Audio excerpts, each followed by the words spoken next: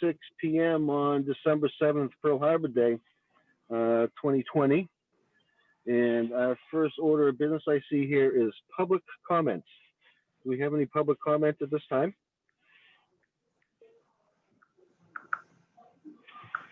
Okay, I'm going to move on to last meeting minutes from 11/23. Before we make a motion on this one real quick, just a couple of things. Guests in attendance. I believe Tony was not here at the last meeting, right? It was Lori? Yes, that's correct. Okay. Right. And Shelley McCauley, if we could just name her as the town assessor too. So I don't know if somebody needs to motion those changes or what, but. You can motion it as amended.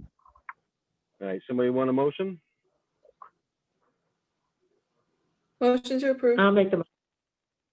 Second, Julie. First Susie, second Julie. Can you do a roll call, Josh? Just a second here. Okay, Nate, Aye. Kathy, Yes. Susie, Yes. Leah, Aye. Julie. Aye. Thank you. The motion was approved. Okay, thank you. All right, first new business is actually old business. At the last meeting, we didn't take any action on this. Is FY 21-024, waive annual licensing fees for 2021. I did ask Mr. Gallagher if he would join us, and he graciously did to answer any further questions. We also have Tony here too. Tony, you weren't here last time. Any thoughts? Your thoughts? The only thing I can speak to is the impact on the revenue. I'll let Mr. Gallagher speak to the intent. Okay.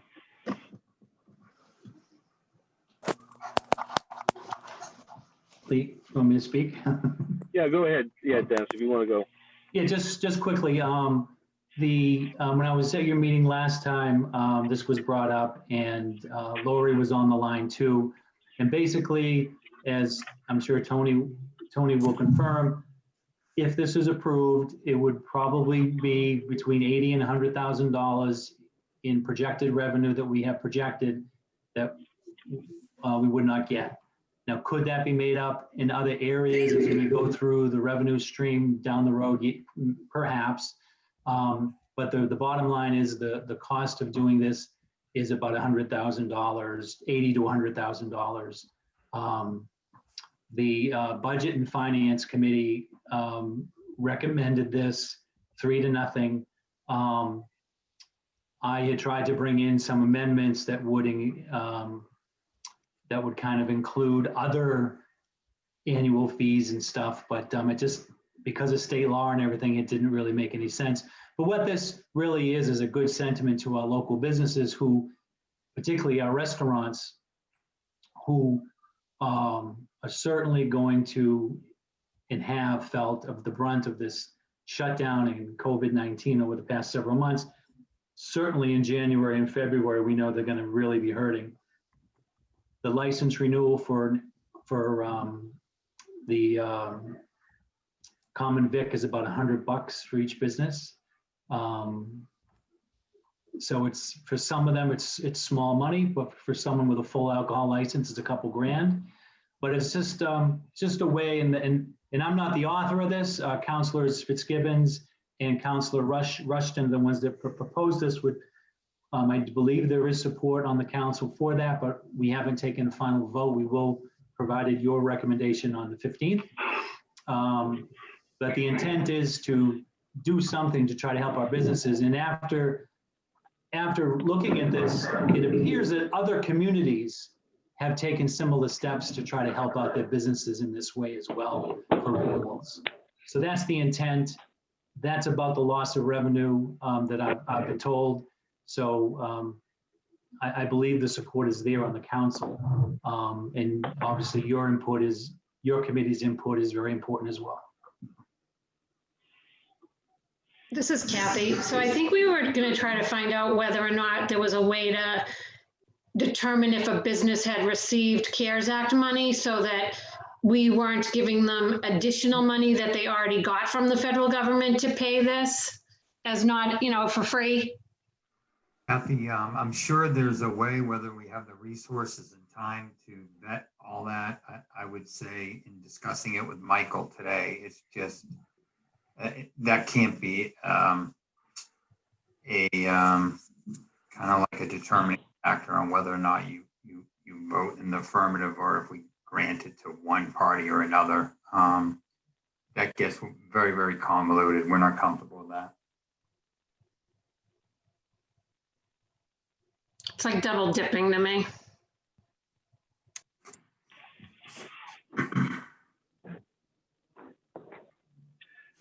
Tony, is there any chance that we can recover this money through the CARES Act at all? No, there is not.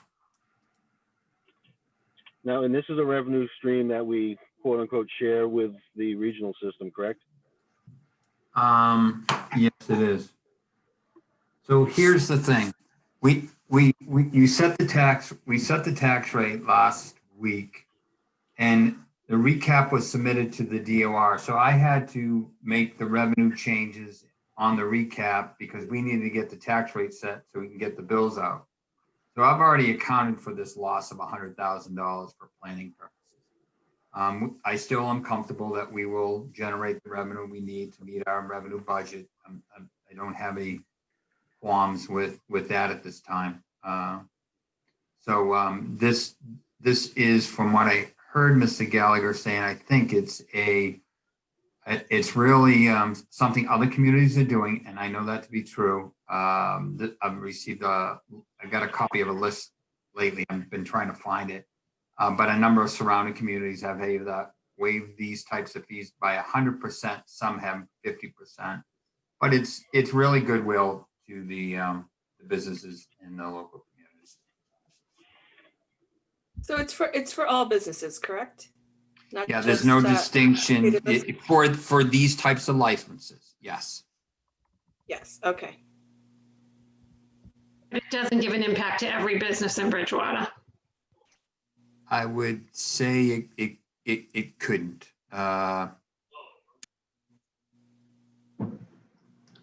This is a subset of all businesses.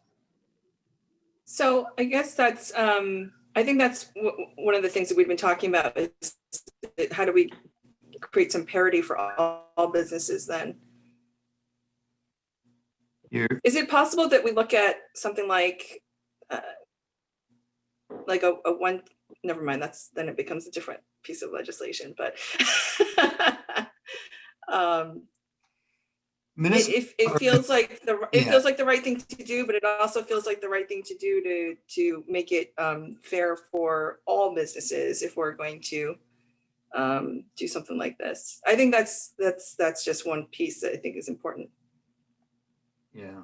Well, Municipal governments aren't structured to be adaptive to this type of thing. Our systems are not in place to be as agile and adaptive as you're suggesting we would need to be. And it sounds like from what Dennis said, like one business might get $100, another business might get $2,000 benefit out of this. And so how is that fair either? It's the category, if I could, Mr. Chairman, that it's the category that is on the list that would affect. For example, a business like Bridgewater Bagel only has a common vic because of their business. It's not an alcohol license, which is what's on the list as well. So someone like Roach Brothers Supermarket would benefit from both because they sell alcohol and they have a common vic license. The real benefit to some of this would be the restaurant establishments like a Barrett's or an Emma's or Crispy's that have both. And they're the ones that are really hurting. It was hard to filter out any because, to be honest with you, a business like Roach Brothers, really in some ways benefited from this because everybody had to eat and they never shut down. The package stores never shut down. So, they benefited a lot from when the restaurants had to close. So you really couldn't pick those out. You had to be fair to anybody that holds the particular license renewals that's on the list. Inspections were something that I talked about, like annual inspections at the fire department, the Board of Health, and the, I think the zoning, there's three inspections that establishments get. That's different than the license renewal fee. So we couldn't do that because of state guidelines. So there'll be businesses like restaurants will benefit particularly. For example, on there, I think is the antique dealer renewal. I think we only have one of those in town, one. So. Then that's the question. So are these all the licensing fees that are renewing on January 1st? I believe so. Not inspection fees, but just annual license renewals, yes. It'll be, yeah.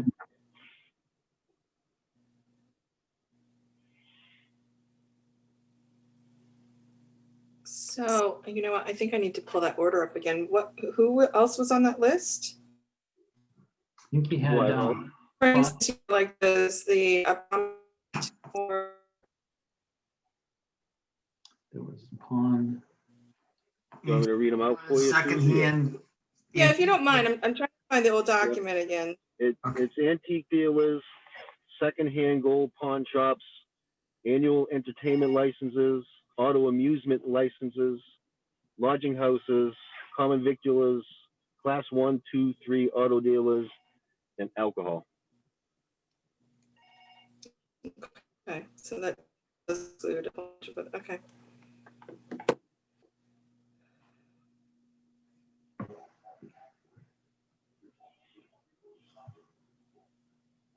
Like businesses like the Bridgewater Fitness Center, you know, they're not going to be affected at all because they don't have any annual license renewals.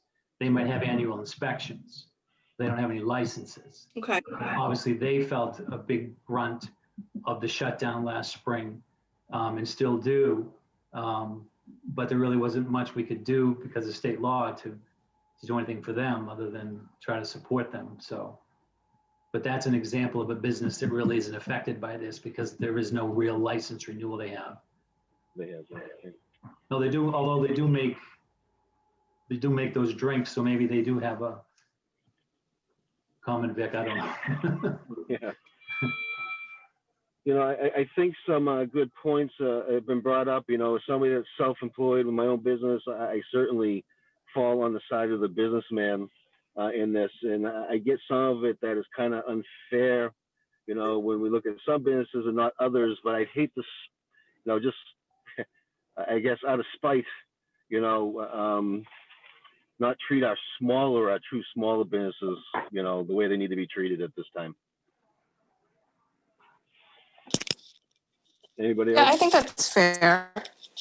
Is there a kind of communication plan in place in terms of how you're going to respond to other business owners who, you know, are like, hey, how come we were excluded, and et cetera? You know, are you going to be proactive or is it a matter of reactive? Good question, Susie. I don't know. I don't know. The intent is license renewals, so no one's being excluded from license renewals. So I don't know what or who would surface to say, well, what about me? I don't know. I don't know. Kathy, did you want to say something? No, Oh, I thought I saw you opened your mic up. I thought you wanted.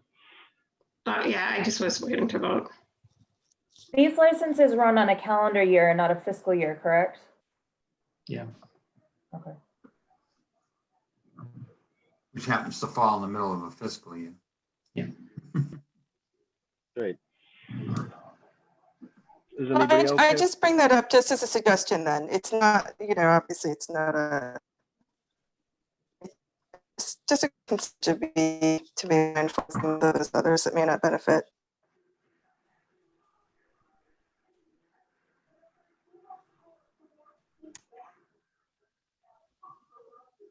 Anybody else have any comment on this? Questions? Do we want to have a motion? I can't do it. Leah Wyatt, motion. Motion to approve. Thank you, Leah. Do I have a second? Second, Susie. Thank you, Susie. Josh, you want to do a roll call, please? Nate, Aye. Kathy, Stain, Leah, Aye. Susie, Aye. Julie. No. Thank you. The motion was approved. Okay, thank you, Josh.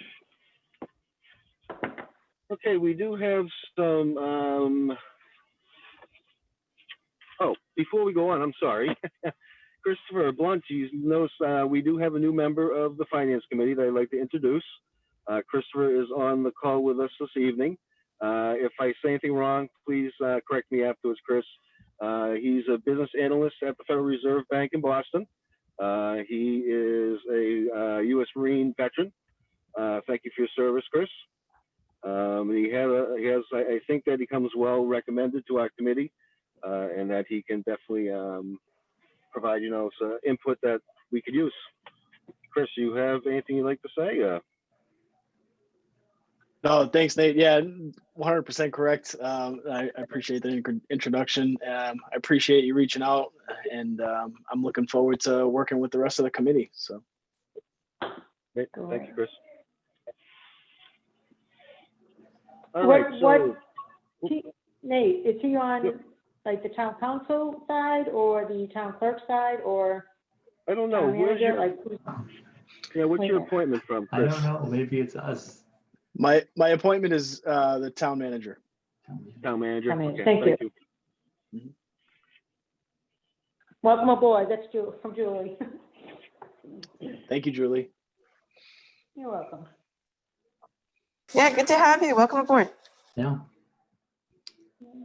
you're welcome. aboard. Make a good first impression being late. Yeah, we actually, tonight, this evening, just having one item, that's fairly light for us. We'll usually have, 3 or 4, half a dozen or so, but, and it was something we discussed at our last meeting. And if we look, we can see, where's my agenda here? So we do have some additional committee discussion. We don't have to discuss all of this, obviously. I know next meeting, actually, Kathy, you're gonna give us an update on the GMAS, right? Yeah, because we're voting on Monday on the contractor side. The Okay, construction piece is out to bid right now. Okay. So the final bids are due on the 10th. Yep.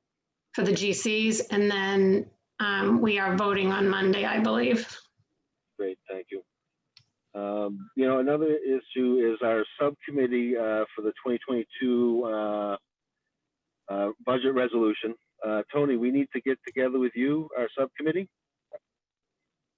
Is he still there? So we will be doing Tony, you're that. on mute. Is he talking? Let me know when you want to get together. And who's the subcommittee? It's me, Eric. It's you, Kathy, right? No, Oh, Julie. I think it's me, yeah, Julie. Yeah, Julie, and then Susie's our alternate.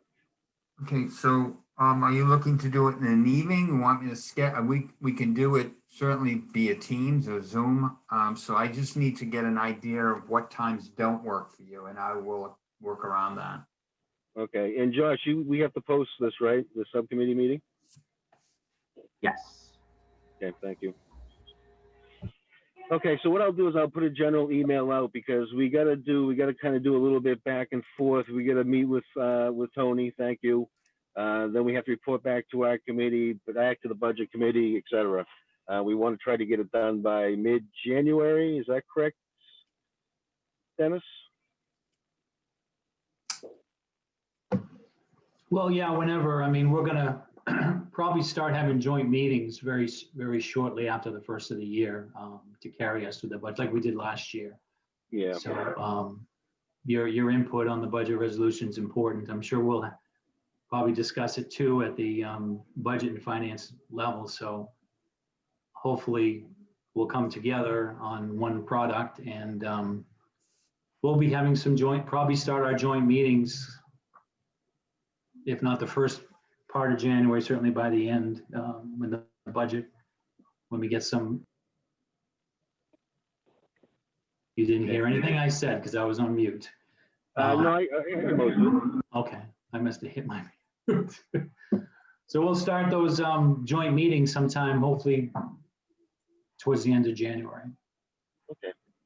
And what I'll do, Tony, is I'll reach out to the subcommittee and you, and we'll try to come up with a date, and then I'll let Josh know so we can do a public notice. Sure. Okay, great. Thank you. You're welcome. I know we have the High Street Dam on here. One of the committee members did ask me to reach out to Mr. Dutton if he would join us. I didn't hear back. Kathy, is there something that you want to bring up this evening, or? I think it should wait because I think we need to understand sort of what are the financial implications that we know of at this point. Okay. And I don't believe anything was really said about that on the meeting.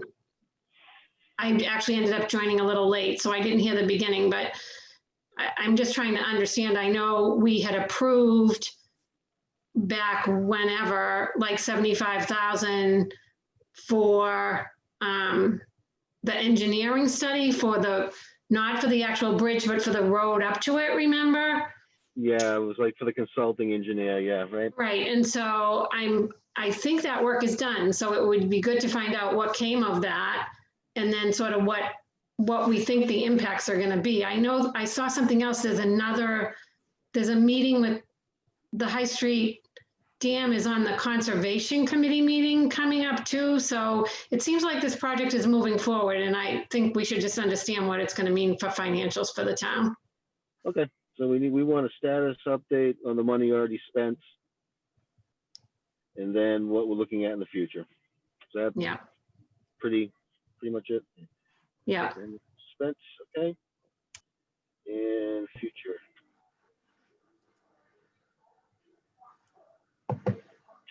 Okay, any committee members, is there anything on this additional discussion that you would like to bring up at this time? Well, I guess we have Tony, so can he give us an update on getting that historical information for the golf course and the transfer station? I have the information going back to 2014.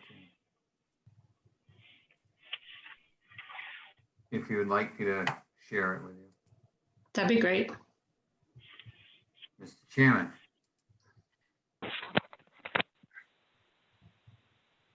And Josh, I'm going to need to be able to share my screen. Be all set too.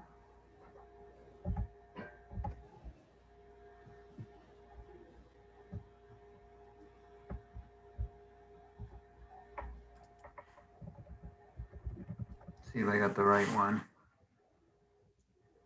Can you see it?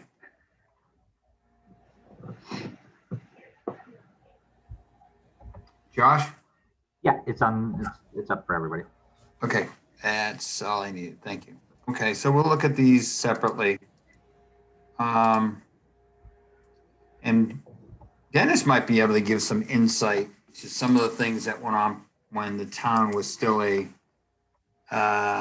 town meeting form of government with the Board of Selectmen, but not that I expect anything there. So what I'm showing you here is the transfers that went into the enterprise fund, Old Scotland Links, and the transfers that have come out of the enterprise fund. Some were repayment of some of the transfers in.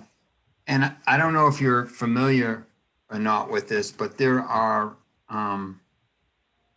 also annual amounts that we transfer out of the golf course enterprise fund. So if we look at this, the grand total that was transferred out, that was transferred out, and let me just change that application was 845,000 and, excuse me, transferred into the golf course. And what was transferred out to the general fund over the same period of time was 663,000. Now, as you can see up here in some of the transfer in, there was a revenue deficit back in 2014. There was going to be a overall deficit in 2015. So there was a transfer in of $86,000. We supported the FY17 annual budget heavily in FY17. And there were some additional funds that were needed to offset the operating budget. And then there was a estimated revenue deficit that we thought would occur by the end of the fiscal year. And so this was a large year in subsidizing the old Scotland Link golf course. And then at the end of this fiscal year, this past fiscal year, COVID being what really challenged the course, it was non-operational for, I think, 3 months, a good part of 3 months anyway. And so we anticipated a significant shortfall and we transferred in $250,000. The good news is they had because of that transfer in, they ended up with a surplus around $109,000. So that starts them off in FY21 with some reserves in the bank. So that's a positive thing going into FY21. If you go back to FY20, in the annual budget, they were looking to pay back $100,000 towards some of the money they had borrowed in 2017. They did do that, but as you can see, we were required to transfer in $250,000. So in essence, that was about a net $150,000 that went into that fund. And as I stated, there's a surplus of 109 at the end. So we could have been a little bit more conservative and just transferred back to them what they had transferred to the general fund. But again, as I stated, we wanted to make sure we had the funds available at the end of the year. We can't enter into a deficit. The DOR frowns upon that greatly. So again, if you look at this annually, what we also do is we transfer in monies to offset some of the administrative costs that are incurred in the general fund, whether it be finance, whether it be the treasury, whether it be town manager's office, whether it be legal, so forth and so on. So we do use those monies each year, the 93,817, which hasn't changed, as you can see, since 14, to offset costs in the general fund. And that happens every single year as part of the operating budget. So if you look at just the net inflows and outflows, $183,000 is the net of the inflows into the enterprise fund, greater than the outflows that came back into the general fund. Any question? They're supposed to continue paying the town back. Is that correct, Tony? When things get better, or? No, the way the enterprise fund works, this 100,000 was to offset this.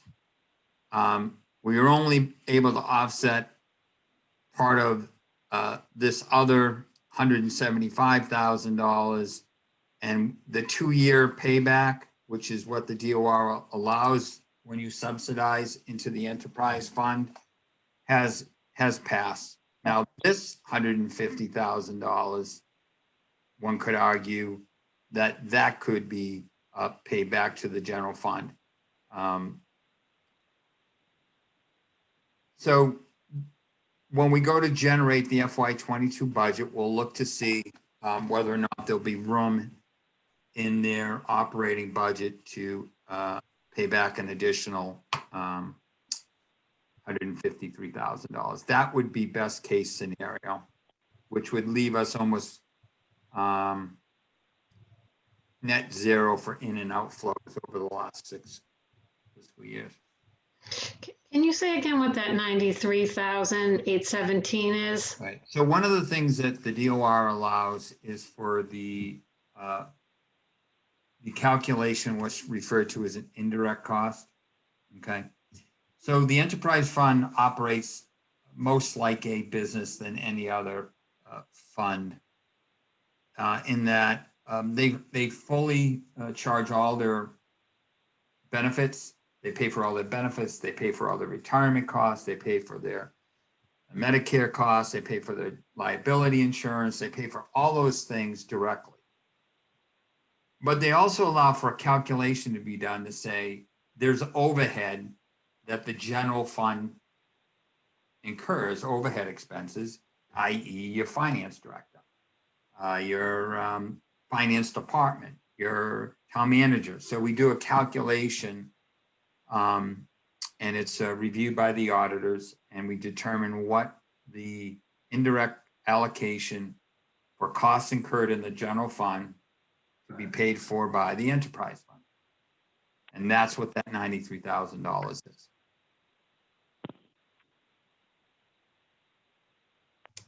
Does that answer your question? So that comes from the revenue? Yes. So do we have a chart that shows like revenue and expenses for all those years, or? I was asked for, this is how it was described. What I was asked for was give me a history on the general fund subsidizing the enterprise fund. That's how I understood the request. You get your typically monthly. So this is the guts of what was required to balance their budget. Now, if you guys want a historical, I can get you that, but that's going to take probably, you'll get that before we go into the FY22 budget season for certain. You'll have that information. But that's not the intent of, I thought, this request. It sounds like we'll see it soon enough, Tony, anyways, right? Yeah. What is it that you're after to understand? Maybe that can help me best provide financial information to you. I mean, it's a balanced budget except for these transactions that were required to balance it.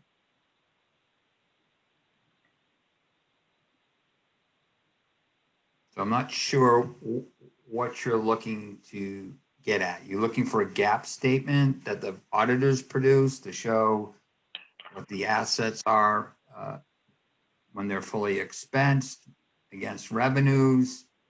What I don't know what you're intending to do with the information.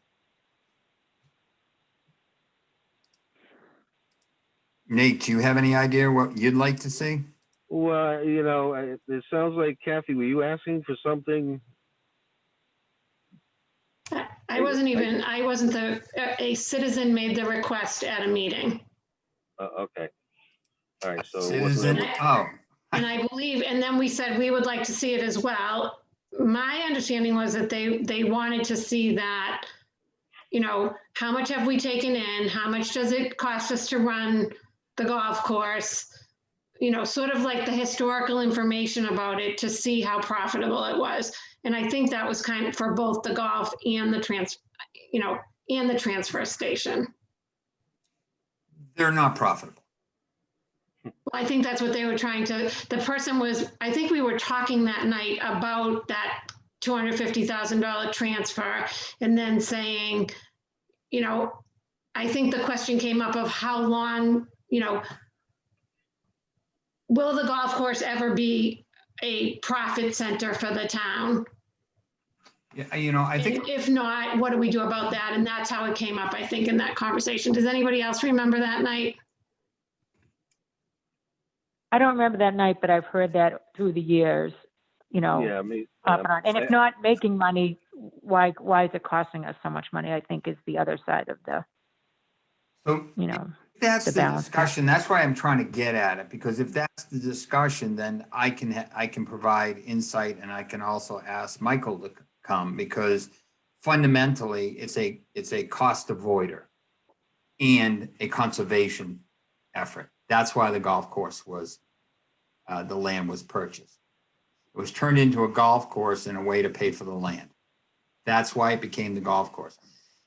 The golf course has in fact paid millions of dollars worth of debt. So they paid for that land. It also paid to build the golf course. But the number one reason that the town bought the land was to stop it from being developed as houses.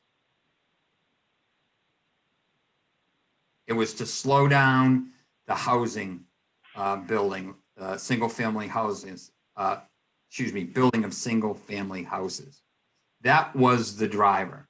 So I think we have to always go back to the driver before we have a conversation about whether it's profitable or not profitable.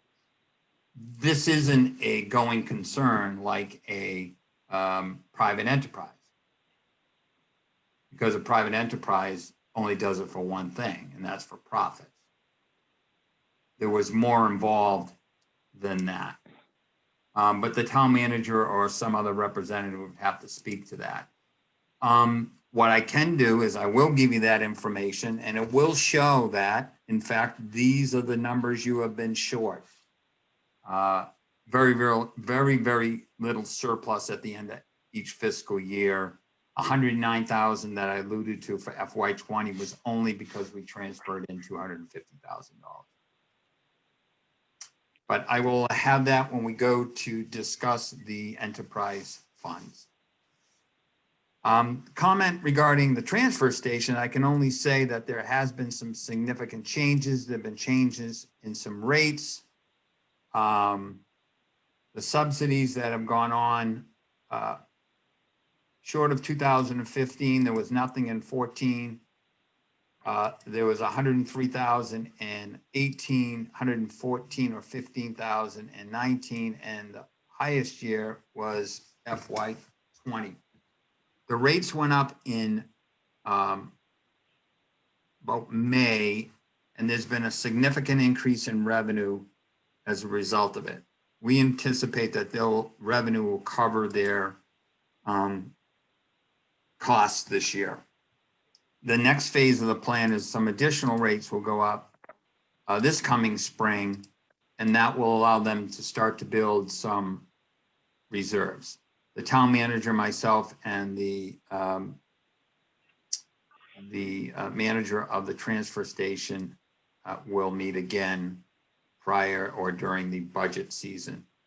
But as we get close to the budget season, you're going to see that, in fact, we are going to have some surplus, and some of this money from FY20 we anticipate will be able to be paid back. Not sure exactly what amount at this point. What rates went up? Construction disposal rates? Yeah, some of the bulk rates, yes. The construction materials, and then your couches and televisions and all those things. Yeah, all that stuff that there's no money in. Yeah. What's that? I said all the stuff that there's no money in, and we also have to keep in mind too that there's been a commodity price crash, Yes, which has greatly impacted what they bring in down there. that's really what hit 18, 19, and 20. They used to be able to get something for your recycling. Now we have to pay to get rid of it. And I know even with volunteer organizations I'm involved with, they won't even do recycling anymore.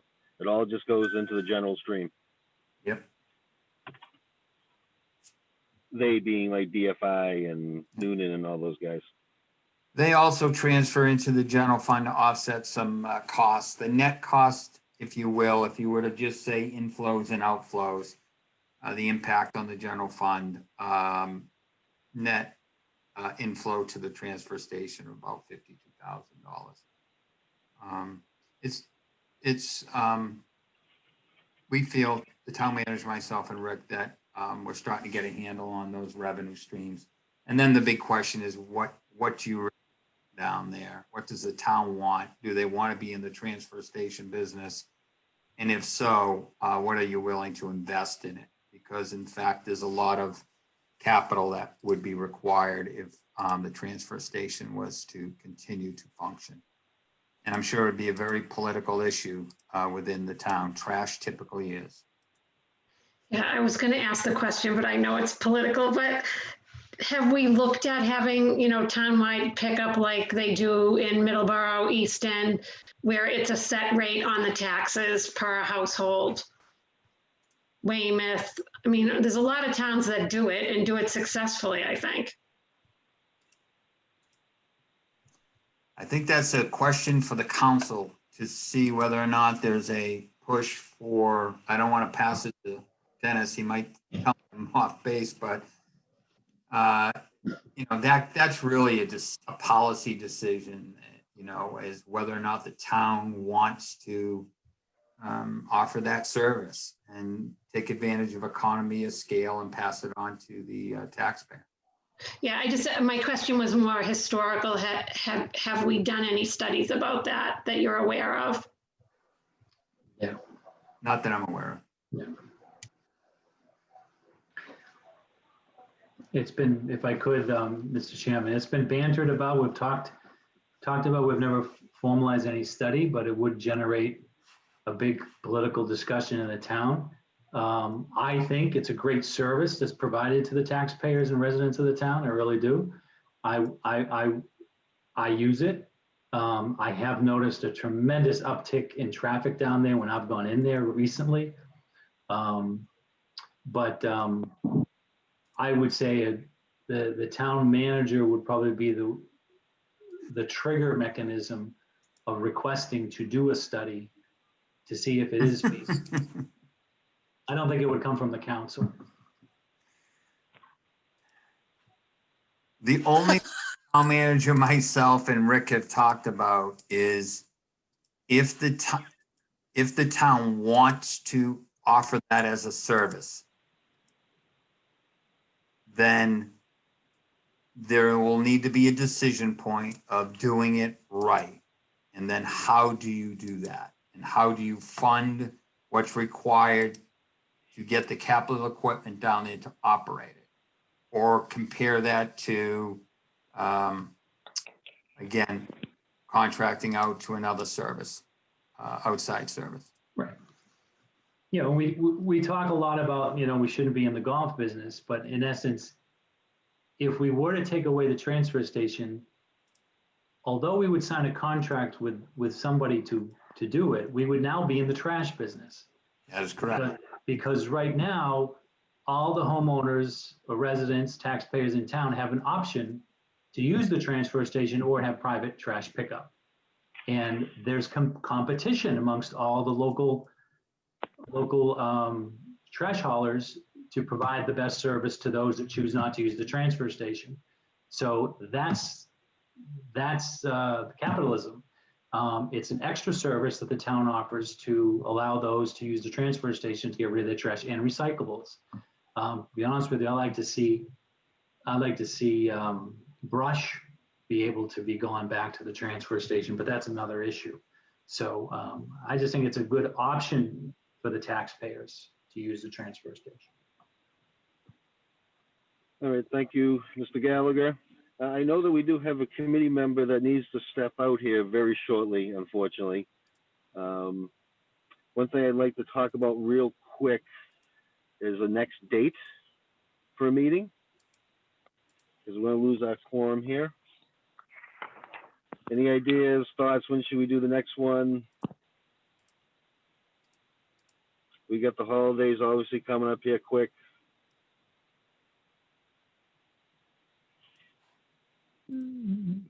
When's the next town council meeting? Is there anything we need to vote on before then? Well, it's the 14th, right, Dennis? Or the 15th? The 15th, and I think you voted on what you were going to meet on the 14th for, right? That's correct. Right. Yep. Ah, then we're good. So we don't have to. So when's your next meeting after that? Is it January 5th. January Wow. 5th. Yeah, I don't know what's on our agenda on the 15th. It's going to be referred to committees, financial, so I don't know, so. But you don't need to meet next week. No, we don't need to meet on the 14th or the 21st. Obviously, the 28th is the vacation week. And then the 4th would be the day before your meeting. So what are the thoughts on the committee here? 28th, 4th, any thoughts? Oh, yeah, that's fine. My thought is I probably need a reminder. Someone should text me ahead of Yeah, time. right.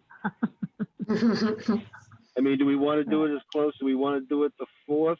And that puts us close, obviously, to the next council meeting. I would personally prefer the 4th, just because that week between Christmas and New Year's can get a little hectic off schedule. I know, I agree with you. Who knows with the family what I would be at on the 28th myself. You're gonna be Hey, home because we're all gonna be shut down.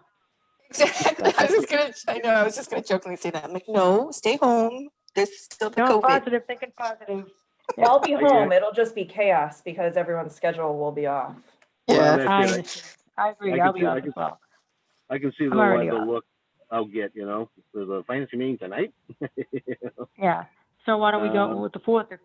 Let's do January 4th, Josh. Okay, I got it in my All right, calendar. and prior to that, I'll reach out to the subcommittee for the budget resolution too, and we'll definitely have to do something before that. Maybe like a even the plan. maybe even the 14th. Okay, I know Susie's got to go. Do we have anything real quick or a motion? Motion to All right, adjourn. guys. Sorry, Susie. Sorry, did someone Thanks just? for your understanding. Oh, second. Sorry, who made the original motion? Yeah, who made the original Julie. motion? Julie. Mm-hmm. Okay. Last in, first out. I'll do the roll call. Yeah, please. Nate, Aye. Kathy, Yes. Leah, Aye. Susie, Hi. Julie. Aye. Thank you. The motion was approved and the meeting is adjourned. All All right, right, thank you, thank you. everyone. All right. Have a good night. See you in the Thanks, 4th. guys. Okay, thank you. Bye, everyone. Bye.